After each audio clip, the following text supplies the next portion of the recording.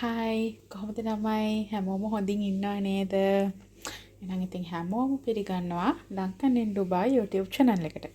අද අපි හදන්නේ පුලාව් රයිස්. ඒ කියන්නේ බිරියානි නෙවෙයි මේක පුලාව්. බිරියානි එකේ පුලාව් එකේ ලොකු වෙනසක් තියෙනවා ළමයි. මොකද දැන් ගොඩක් අය බිරියානි කියලා හිතාගෙන පුලාව් තමා කන්නේ. මොකද ඔක්කොම එකට දාලා හදන එක තමයි පුලාව් කියන්නේ. බිරියානි වල අපි කරන්නේ ළමයි ඒ කියන්නේ රයිස් එක වෙනම 18% කුක් කරලා ඒක තියෙන මික්ස්චර් එකට දාලා ඉතුරු ටික කුක් කරන එක තමයි කරන්නේ. නමුත් පුලාව් එකේ අපි ඔක්කොම එකට දාලා තමයි කුක් කරන්නේ. ඔයාලට හදනකොට බලන්න පුළුවන්. මම මේ චිකන් එක මැරිනේට් කරලා තියෙන දැන් පැය දෙකක් විතර මම මේකට දාලා තියෙන්නේ. අපේ නෝමල් 3-5 දාලා තියෙනවා. මිරිස් නම් හරිම පොඩ්ඩයි. සහ කහ දාලා තියෙනවා. මෙතන මසාලා පවුඩර් එකක් තියෙනවා. cardamom, කරාබුනටි, ජීරා, කොත්තමල්ලි ඔක්කොම දාපු එකක්. සහ ගම්බිරිස්. ඒක දාලා තියෙනවා. කර්ඩ් දාලා මේක පැය දෙකක් විතර මම මේ මැරිනේට් කරන්න දාලා තියෙන්නේ. ෆ්‍රිජ් එකේ තියලා තමයි මේ එළියට ගත්තේ.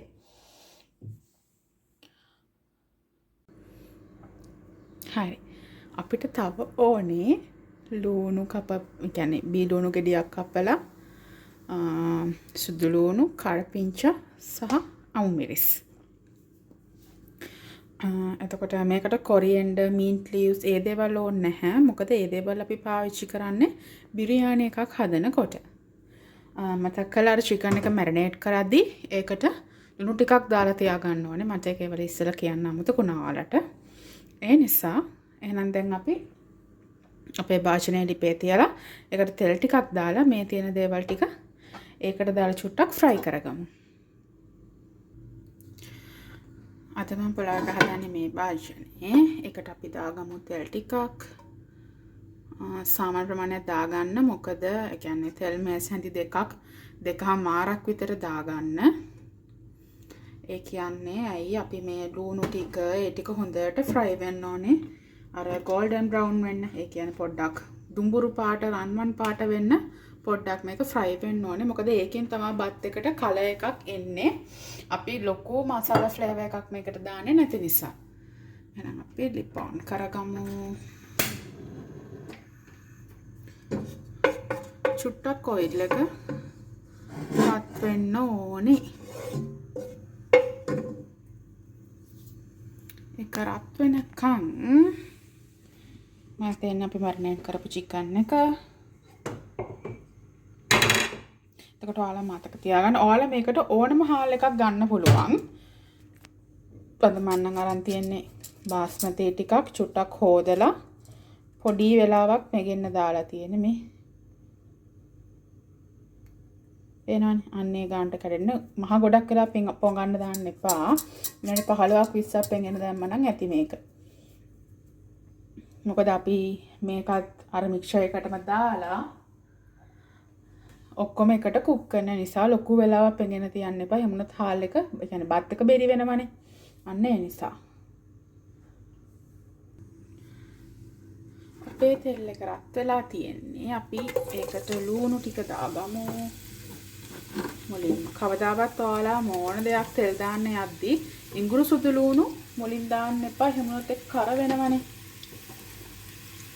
ලුණු තමයි අපි තෙලට දාන්න. මොනවා හරි තෙල් දාන්න දැම්මත් ඒ කියන්නේ මොනවා හරි කරි එකක් හදන්න ගියත් ඉඟුරු සුදු ලුණුයි දෙකම දානවා නම් අපි මුලින් දාන්නේ කපා ගන්න බීලුණු ටික තමයි. ඒක පොඩ්ඩක් තෙලෙන් තැම්බීගෙන එද්දි තමයි අපි දාන්න ඕනේ සුදු ලුණු හරි ඉඟුරු හරි ඔයාලා දාන දෙයක්.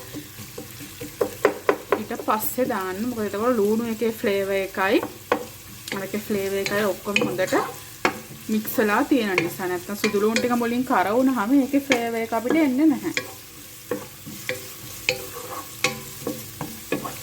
මේක හොඳට golden brown වෙනකම් තියෙන්න ඕනේ. මේක ටිකක් තෙලෙන් මැලවෙන්න අපි මෙහෙම තියමු. ඔයාලට මම කියලා දීලා තියෙනවානේ.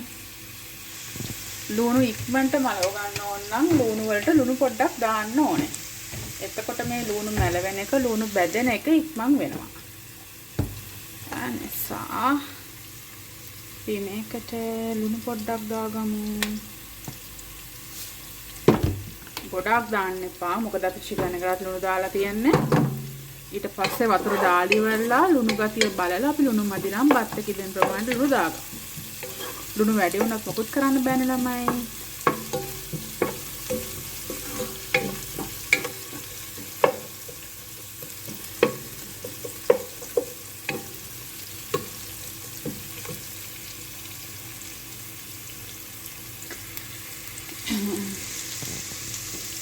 අද මම හදන්නේ පුලාව් එකක්. ඒ කියන්නේ හැමදේම එකට දාලා හදන රයිස් එකක්. මේක බිරියානි නෙවෙයි. අපි chicken පාවිච්චි කරනවා, curd පාවිච්චි කරනවා. නමුත් අපි මේකට coriander mint පාවිච්චි කරන්නේ නැහැ. අපි අනිත් දේවල් දානවා. ලොකු spices ප්‍රමාණයක් මේකට දාන්නේ නැහැ. එහෙම වුණොත් මේකෙන් එන්නේ බිරියානි රසනේ. එහෙමයි. පුලාව් හදන විදි ගොඩක් තියෙනවා. මසාලා ටේස්ට් එකට හදන්න පුළුවන්. නිකන් white plain ටේස්ට් එකට හදන්න පුළුවන්. ලොකු මසාලා ෆ්ලේවර් එකක් නැතුව බිරියානි කලර් එක ලොකුවට නැතුව හදන්න පුළුවන්. ගොඩක් වෙලාවට පුලාව් එක රස බිරියානි කලර් එක ගොඩක් ලොකුවට නැතුව normal plain එකට තියදී තමයි. මේක තින් ඔයාලට කනකොට බිරියානි එකට හදන රයිතා එක, මින්ට් සම්බල් එක, පපඩම් ටිකක් බෙදලා හැම කන්න පුළුවන්. නමුත් මේ බත් එක නිකනුත් කන්න පුළුවන්. මොකද මේක අර අපි ඔක්කොම එකට දාලා බත් එක උයන නිසා මේකේ ෆ්ලේවර් එක ගොඩක් වැඩි. බිරියානි එකට වඩා බිරියානි එකේ ගොඩක් ස්පයිසස් රසනේ අපිට එන්නේ. නමුත් මේකේ ෆ්ලේවර් එක ගොඩ වැඩි පුලාව් රයිස් එකේ. මෙහෙමයි. දැන් chicken කන්න නැති අය ඉන්නවා නම් මටන් හරි මොන හරි ඕනනම් මටන් දාලා මේක හදන්නත් පුළුවන්. ඒක ප්‍රශ්නයක් නැහැ. ඒ කියන්නේ අපිට ඕනම දෙයක් දාලා ඔයාලට chicken meat එහෙම meat items කන්නේ නැත්තම් seafood දාලා උනත් හදන්න පුළුවන්. එහෙම නැත්තම් full vegetable හදන්න පුළුවන්. vegetarian අයට vegetable ටිකක් විතරක් දාලා ආල carrot ටිකක් අර high එලවලු තමයි අපි පුලාව් rice එකට ගන්නෙ. මොකද ටක් ගාලා බෙරි වෙන ඒවා ගන්නෙ නැහැ. ඔක්කොම එකට දාලා අපි උයන නිසා. අනිවාර්යෙන් ආල carrot cauliflower ගන්න පුළුවන්. bell pepper ටිකක්. එහෙම ගත්තම මේ rice එකේ කලර් එකත් හොඳයිනේ.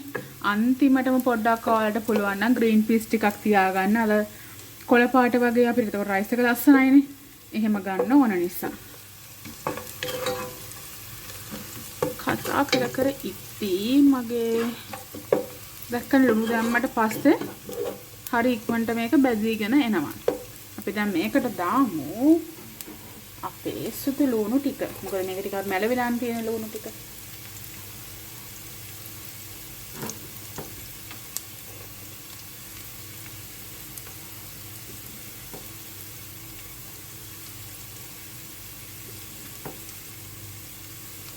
පස්සේ අපි ගත්ත කරපිංචා ටික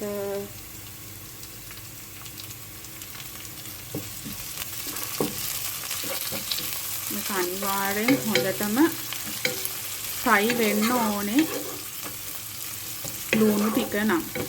මොකද ඒකේ කලර් එක අපිට බත් එකට ඕන නිසා. අනිවාර්යෙන් හොඳට අර golden brown කලර් එකට එන්න. කර වෙන්න නෙමෙයි. අර ලස්සන රන්වන් පාට තියෙන්නේ. ඒ කලර් එකට එන්න ඕන. ඔයාලා ලුණු බදිද්දී හරි ඉක්මනට ඒ කලර් එක ගන්න ඕන. වැඩි හෙටමෙට කරන්න එපා. මෙහෙම ලුණු ටික දාලා තිබ්බම ඒක ෆ්‍රයි වෙනවා.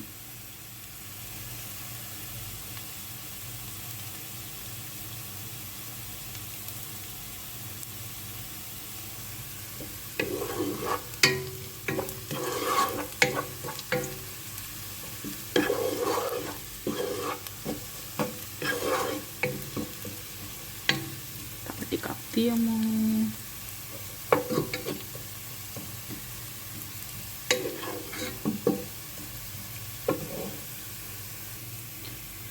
දැන් ඔයාලට පේනවා ඇති මගේ ලුණු ටිකක් ෆ්‍රයි වෙගෙන එන්නේ. ඒ නිසා මම මේකට අවුමිරිස් ටික දානවා.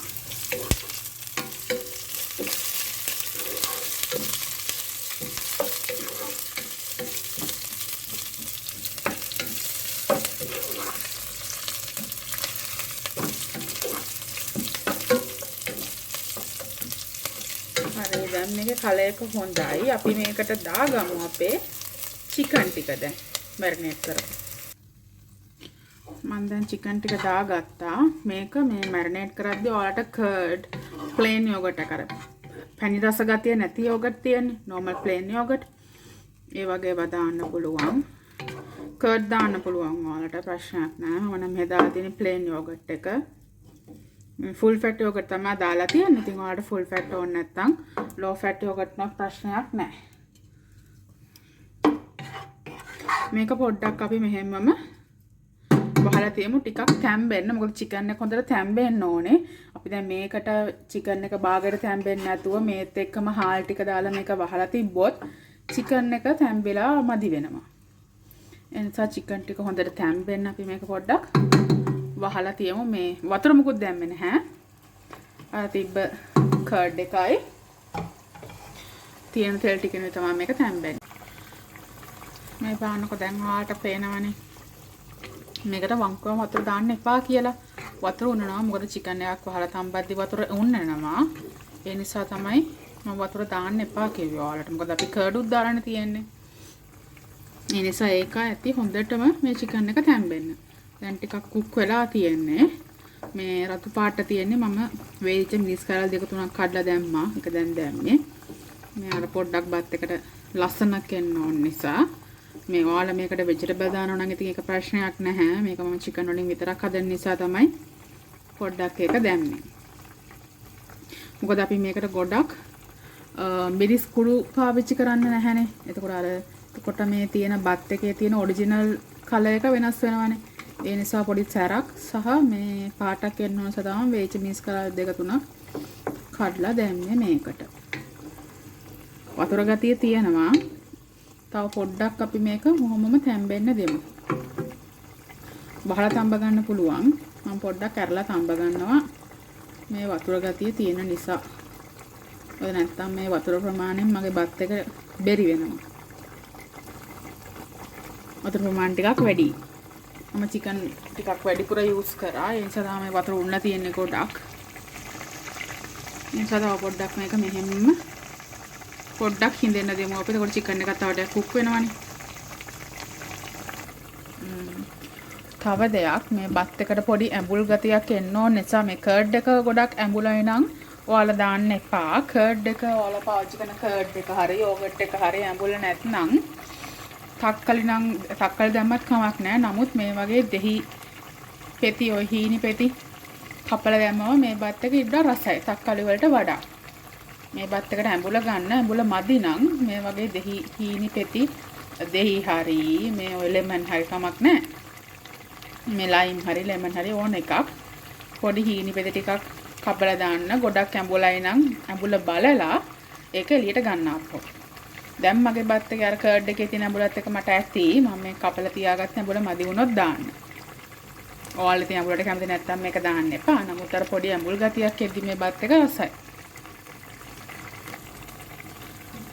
දැන් නම් මගේ chicken එක කුක් වෙලා ඇති. මේ වතුර ගතිය ඇති මගේ බත් ටික තැම්බෙන්නත්. ඒ නිසා මගේ හොදලා තියාගත්ත හාල් ටික මේකට දාන්න. මේකට ඔයාලට ඕනම හාල් జాතියක් පාවිච්චි කරන්න පුළුවන්. ගෙදර තියෙන සම්බ වුණත් කමක් නැහැ. එහෙම නැත්නම් ඉතින් නාඩු එකෙන් වුණත් කමක් නැහැ. මේක හදන්න පුළුවන්. ඒ ප්‍රශ්නයක් නැහැ. මම දැන් මේ හාල් ටික අපේ මේ තියෙන කරි එකටම දාගන්නවා. දැන් මම හාල් ටික දාගත්තා. දැන් මේකත් එක්ක පොඩ්ඩක් කලවම් කරනවා. ඉතින් වතුර වැහෙන ප්‍රමාණයට තමයි තියෙන්නේ. බත් එක වැහෙන ප්‍රමාණයට ඊට වඩා වතුර තියන්නේ නැහැ. බත් එක වැහෙන ප්‍රමාණයට තමයි වතුර තියලා තියෙන්නේ. ඒක මේ ඔයාලගේ හාල් එකේ දෙන ප්‍රමාණය ඔයාලා දන්නවනේ. ගොඩක් වතුර තියන්නේ නැහැ. මොකද මං හාල් වන් තියෙන පොඩි ප්‍රමාණයයි. ඒ නිසා වතුර ගොඩක් තියන්නේ නැහැ. බත් ටික වැහෙන ප්‍රමාණයට තිබ්බනම් ඇති. ඔයාලගේ හාල් එකේ දෙන ප්‍රමාණයට තියන්න ඕන බත් ප්‍රමාණය කියන්නේ. ඔයාලා normally ඔය බත් ලිපේ තියද්දී ඔයාලා තියෙන වතුර ප්‍රමාණය තියෙනවනේ. ඒ ප්‍රමාණය තියාගන්න. මේ බාස්මති එක මම අරන් තියෙන්නේ පොඩ්ඩක් නිසා තමයි මම මේ ප්‍රමාණයට වතුර තියලා තියෙන්නේ. අපි දැන් මේක මෙහෙම වහලා කුක් වෙන්න දෙමු. පොඩ්ඩක් ඉරගෙන ලුණු බලන්න. ලුණු ඇති බත් එකටත් ඒ ප්‍රමාණයටම ලුණු ඇති. ඉතින් එහෙනම් දැන් අපි මේක වහලා හොඳට කුක් කරගමු.